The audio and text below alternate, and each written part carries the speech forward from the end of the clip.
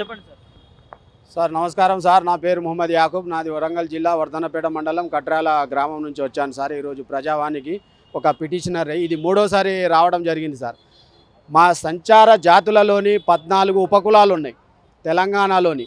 ఉమ్మడి ఆంధ్రప్రదేశ్లో సచార్ కమిటీ నివేదిక వేసి వైఎస్ డాక్టర్ రాజశేఖర రెడ్డి గారి హయాంలో ఒక సచార్ కమిటీ నివేదిక వేసి షబ్బీర్ అలీ గారు మంత్రిగా ఉన్నప్పుడు ఆ నివేదికలో 14 ముస్లిం జాతిలోని 14 ఉపకులాలను పొందుపరిచినారు. ఆ 14 ఉపకులాలు గారెడ్డి సాహెబులు, అచ్చుకట్లు, రాతంటి కరగబోసి, గరిటెలు, చెంచాలు పోసే కులాలు, తర్వాత సింగం వాళ్ళు, తర్వాత అత్తర్ వాళ్ళే, బోర్ వాళ్ళే, బొంతే వాళ్ళే और पखीरा है, दरवेशा है इसमें। और कौन से बोले तो పకీరోं में भी 2-3 किस्म के है। और వీళ్ళకి ముఖ్యంగా ఎదగాలంటే, ఒక మనిషి ఎదగాలంటే చదువు కావాలి. ఈనాటి సమాజం కానివ్వండి, రేపటి సమాజం కానివ్వండి, డబ్బుతో ఎదగరు. మా పిల్లలు మేము ముఖ్యంగా ఎదగకపోవడానికి కారణం ముఖ్యంగా చదువు లేక, చదువు మా దరిదాపుల్లో రాక, మేము చదువుకు దూరమై విద్యా ఉపాధి అవకాశాలు లేక చాలా దీన స్థితిలో, ఆర్థిక పరిస్థితులు బాగోలేక జీవించి ఉన్నాము. మరియు ఈ ఉన్న రిజర్వేషన్లు కూడా ఇస్తారు అని అంటే ఈనాటి ఈ కాంగ్రెస్ హయాంలో రేవంత్ రెడ్డి గారి ప్రభుత్వంలోనైనా మేము చాలా ఆశతో ఎదురు చూస్తున్నాం. అయ్యా సార్ సీఎం గారు, చాలా ఆశతో ఎదురు చూస్తున్నాం. మా పిల్లలకి చదువులు చదివించుకోవడానికి, ఆ క్యాస్ట్ సర్టిఫికెట్లు అడగడానికి. ఊర్లలో మండలాలలో ఎంఆర్ఓలు అంటారు, పకీర్ ఉంటే గారెడ్డి ముస్లిం అంటారు, గారెడ్డి ముస్లిం ఉంటే పకీర్ అంటారు. విఆర్ఓని అడిగితే విఆర్ఏని అడిగితే ఎంఆర్ఓని అడిగితే కలెక్టర్ని అడిగితే ఆర్డీఓని అడిగితే డిఆర్డిఓ.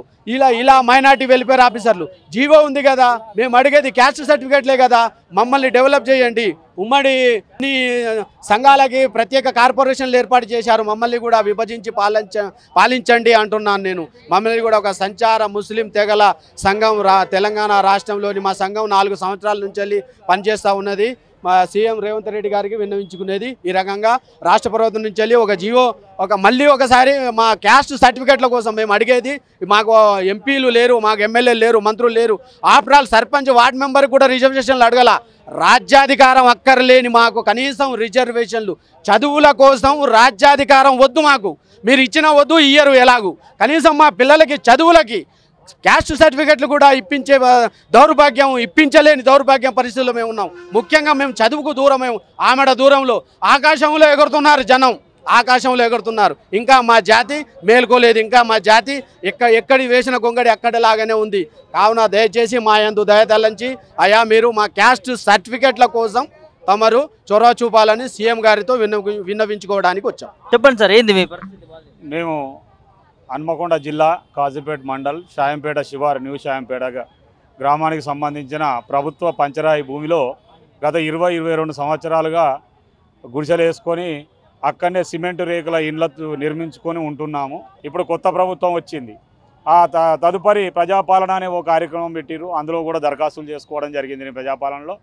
ఇప్పటికీ తర్వాత ఇప్పుడు గెలిచిన ఎమ్మెల్యే గారిని కూడా కలిసి సార్ మా పరిస్థితికి ఇది, మాకు చాలా ఇబ్బందికరంగా ఉన్నదని ఇప్పుడున్న ఎమ్మెల్యే దృష్టికి కూడా తీసుకెళ్ళినాం. సరే మీకు ఏదైతే సమస్య ఉందో ఆ సమస్య సాల్వ్ చేస్తా అన్నారు. సరే మీరు ఏ సమస్య సాల్వ్ చేస్తారో చేయరో కానీ ఇప్పుడు అక్కడ ఉన్న 151 మంది నిరుపేదలు ఎవరైతే ఉన్నారో వాళ్ళకు పట్టాలు ఇచ్చి పక్కా ఇల్లు నిర్మించి ఇవ్వాలని మీ ద్వారా తెలియజేస్తున్నాం.